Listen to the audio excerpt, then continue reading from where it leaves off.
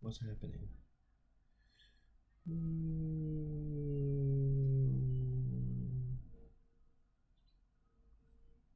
There we go. Okay. Hello, everyone. I was getting my podcasting app up. It's amazing. I mean, I watch people on their fancy podcasts with all their boom mics. I would love to have that stuff in their rings, but what you can do with just the basics is still get the word out. So I really have no excuse. The Condescent Center has no excuse but to be what it is. And alternative to the baby prisons that you keep sending your children to called schools. I'm happy about that. It don't pay, but I guess when you do good work, socially conscious work, I guess it just doesn't pay. I don't know. But let's get into the reading for this week. We're reading Malcolm X, The FBI Files,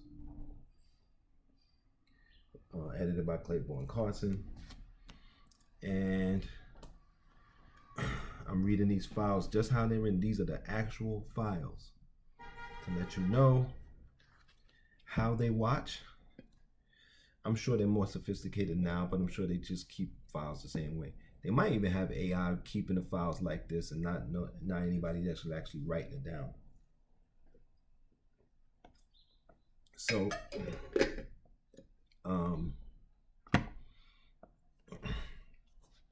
let's get into it.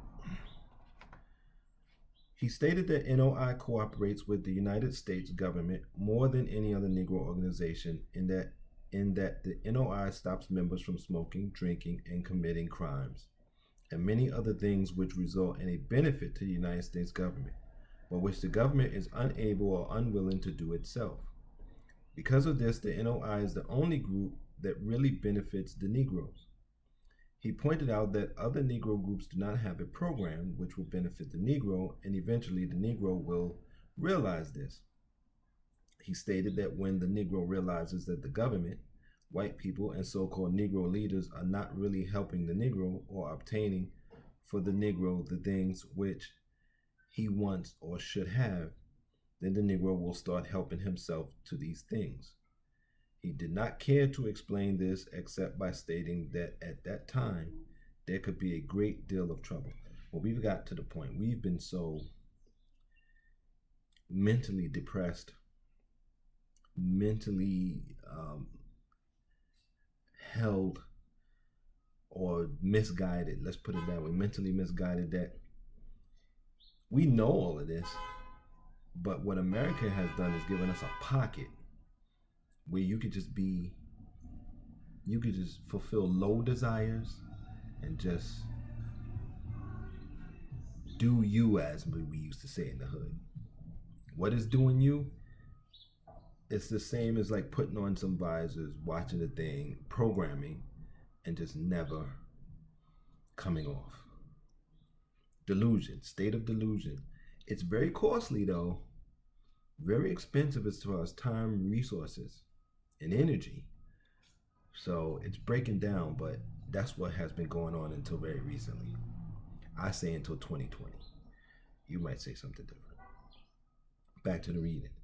He stated that the so-called Negro leaders are incompetent to lead the Negroes, and stated that Bayard Rustin, who was a leader of the one-day school boycott in New York City on February 3rd, 1964, is nothing but a homosexual. He furnished no other information on either Rustin or any other person he considered a Negro leader. He reiterated that he is cooperating with the government in view of the principles of the NOI, but to suggest any other means of cooperation was an insult to his intelligence. He stated the teachings of the NOI are public and are well known to the government. He stated that he had no information concerning membership of the NOI, either as to numbers or names, and even if he did have such information, He was not disposed to furnish it to the government.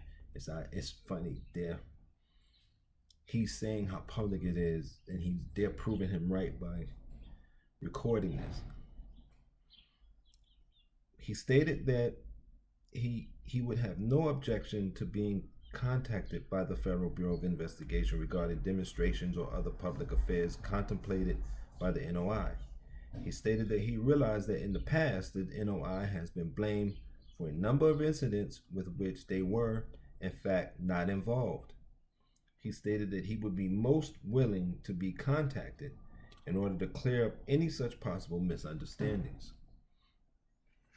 It wouldn't matter, because in the eyes of the people who don't take any of this into account, you always look one way.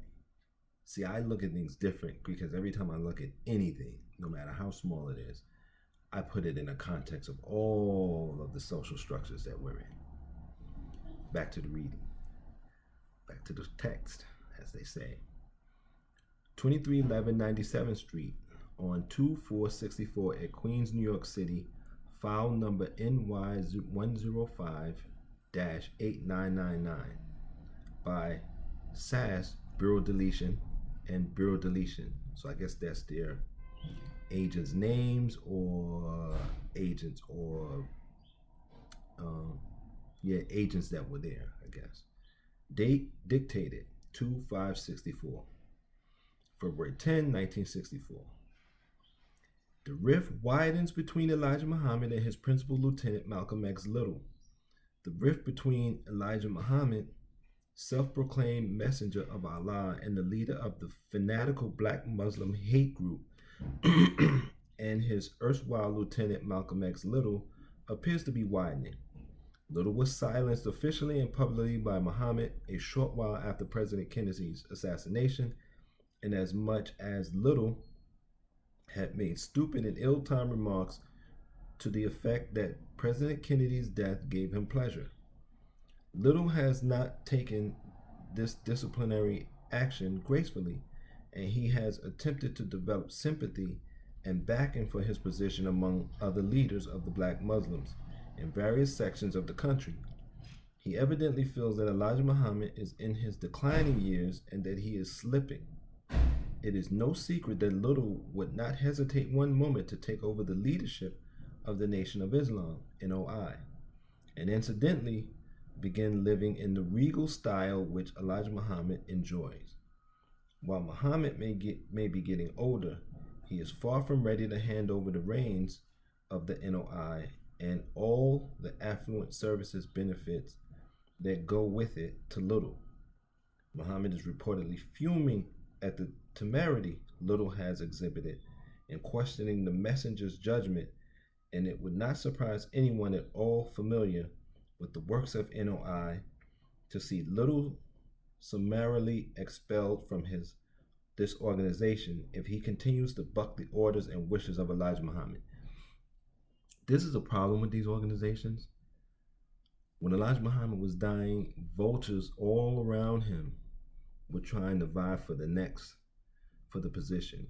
And from what I understand, and I didn't know this until I was watching some public television things, the nation broke up into pieces, and there's just different organizations. But the main organization, which is the one Farrakhan took over,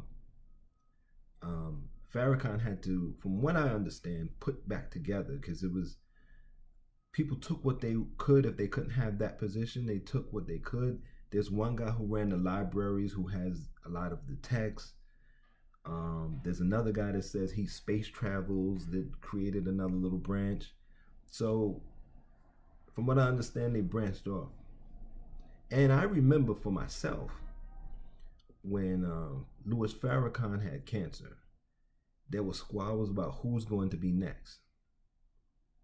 And I didn't get deep into it, but I was hearing and watching, there's squabble. Who's going to be next? Who's going to be next? Is it going to be his son?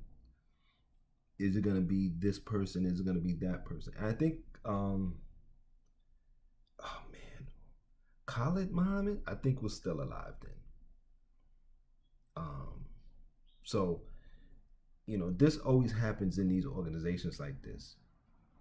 That's why when you have like a one great leader, it's never really good. You should have groups, councils, so that when they kill off one or two, or one or two or three dies or gets old, there should be another group already. There should be some succession, but it can't be one person. It should be multiples. It keeps the organization stronger. It might make things more difficult when it comes to decision making, but it's always better. Let's read this section here. FBI, date 3/3/64, transmitted the following in, and it's blank, via Airtel, type in plain text or code, airmail, registered mail, priority or method of mailing. To Director FBI, 100-399-321, from SAC, Miami, 105-8554P. Subject, Malcolm K. Little, aka ISNOI, 00, New York. Bureau deletion. Of the recent publicity given the NOI in the Miami area in connection with the Liston Clay fight, Bureau deletion, he said the Hampton House is a logical gathering place in Miami for any visiting NOI official or other prominent Negroes. Bureau deletion. Bureau deletion. Malcolm X stayed at the Hampton House during that period and was to leave on 2/27/64. While there, Malcolm X was in contact with Bureau deletion. Malcolm X had conferences with Cassius Clay and his brother Rudolph, and he tried to instill confidence in Clay prior to the fight. He also reported that Malcolm X said he would return to Miami in March 1964, and also made the statement, "If you think Cassius Clay was loud, wait until I start talking on the 1st of March. Bureau deletion believed Malcolm X might oppose the NOI leadership of Elijah Muhammad with the assistance of Clay in the near future. So here you have agents in organizations, all of them, every organization.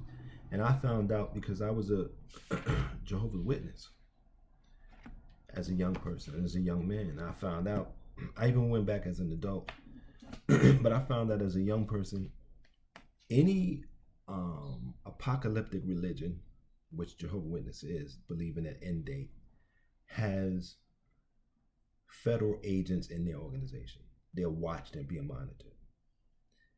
Because those kinds of organizations could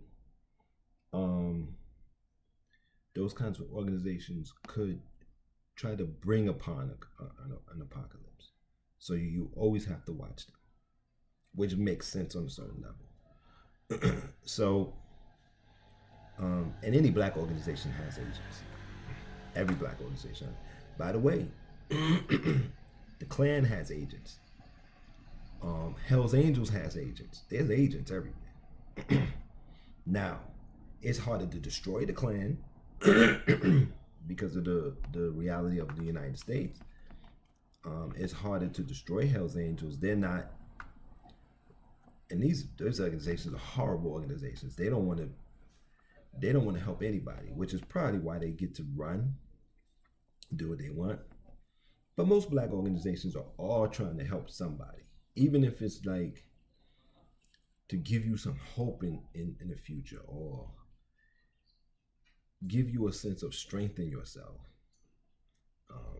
Even the most horrible black organizations trying to do something. Even when they're scamming you, they're trying to play on or give you hope. They're not just trying to do crime and tear things down and blow things up and shoot and rape and pillage and plunder, like the Klan and those kinds of white organizations. But they all have agents in them, all of them.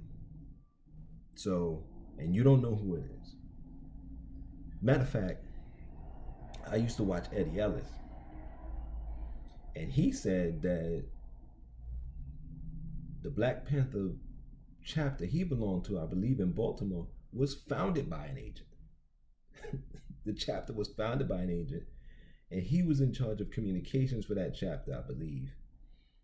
And he started doing digging on someone else, I believe he said how the story went, and found out that the founder was funny. And then when he started digging and inquiring, the founder disappeared. So basically the cover was blown. But you never know who's an agent. You know, when you're trying to do good work, everyone will try to stop you. And when you're black, most people will say there's no money in it. That's how most people will stop you. Well, you're not getting any money from this. How you gonna get anything? How you gonna feed yourself? How you gonna pay your bills? How you gonna? That's usually how they get you from your own side, which means they're basically agents of the state, but don't see themselves as that way. They're unpaid agents. Then if you get any success, if you start making any resources and funds, you'll shut that group up. But then another group kicks in. And it's like, okay, these people are having meetings, they're raising funds, whatever. Then you get the agents that are on the payroll. And so anything you do that's going to make a difference in this world, you're going to have agents in the government following you. If you want to do things that don't make a difference, you probably would get more economic success, but it's not guaranteed anymore. It used to be guaranteed that if you did nonsense, the system would always guarantee you made out well. Again, after 2020, that's not a guarantee. You could do nonsense and they might give you a little bit of something for now.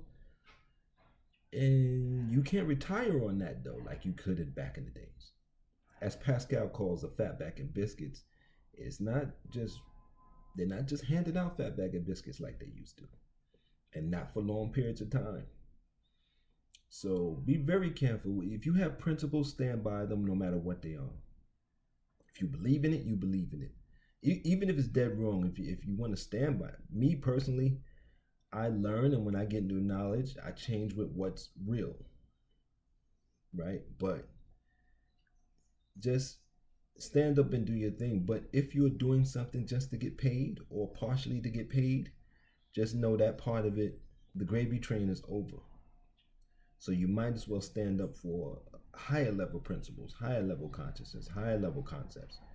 Justice, I like justice, empathy, creativity, but you can be for injustice, indifference, and mediocrity. You can be for those concepts. You're a free country. I would hope that you wouldn't, but just be for the concepts. Don't be one of these people that are just roaming around, running in circles and kind of doing people's bidding from here to there. Just find a concept and really be for it. Live it out. Do your thing. I guess that's it. If you want to support this podcast or channel, if you're watching, hit the links. You can give directly or you can become a sponsor. Until next time, take care of yourselves and be safe. And I'll see you on the next reading. Malcolm X and the FBI Files. I believe Friday. Monday, Wednesday, Friday, and Sunday are the readings. 4 days a week. I like this schedule so far, so I'm going to keep it. Take care. Be safe.